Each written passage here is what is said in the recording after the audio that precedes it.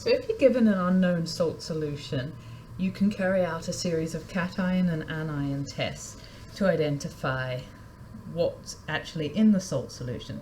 So the cation is your metal ions, and then the anions is anything like your halides, your sulfates, nitrates, carbonates. And so in this video I'm just going to show you a few of the different tests for anions. So to start with, I've measured out 2 milliliters of each of the salt solutions into a boiling tube. So the first 3 contain halides. So the first one is sodium chloride, and firstly we have to acidify all of the solutions. So I'm just using nitric acid. I'm just going to add roughly 1 milliliter to my 3 halides.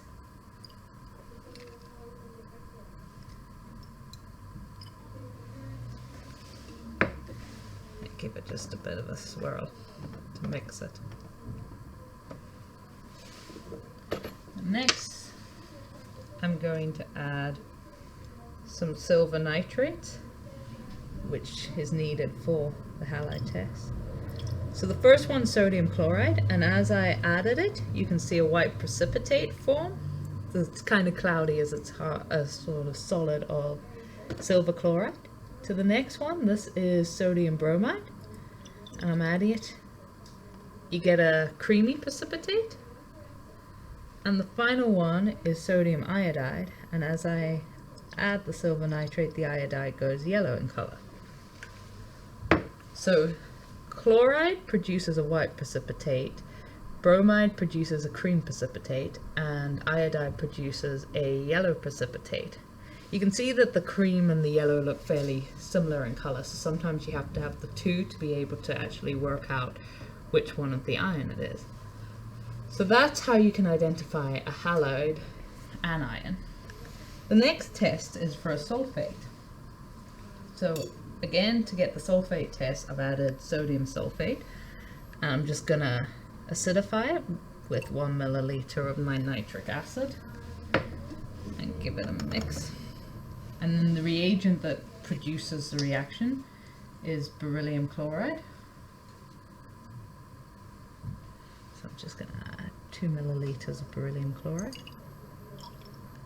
And a white precipitate forms. So this white precipitate signifies the positive reaction for a sulfate test. If I was to take one of the, say, sodium chloride and mix it with the nitric acid and the beryllium chloride, it would just remain clear instead of forming the white precipitate. So the final one I'm going to show you is the carbonate test. So I've already added some sodium carbonate to the tube, and now I'll add some hydrochloric acid. So you can add any acid, and hopefully you can see there's some bubbling. That's the release of carbon dioxide gas.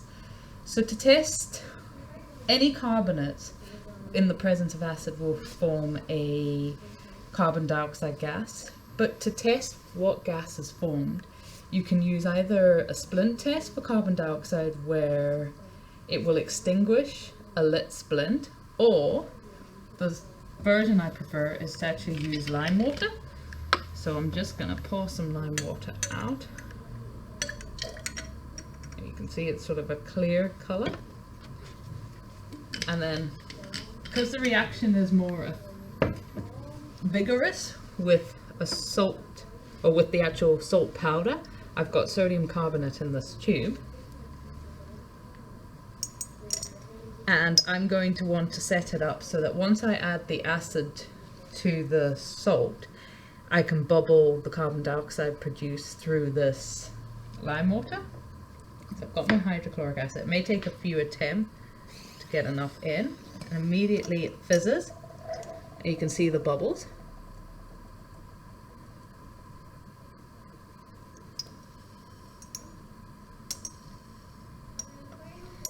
Just going to add some more hydrochloric acid to speed up the reaction.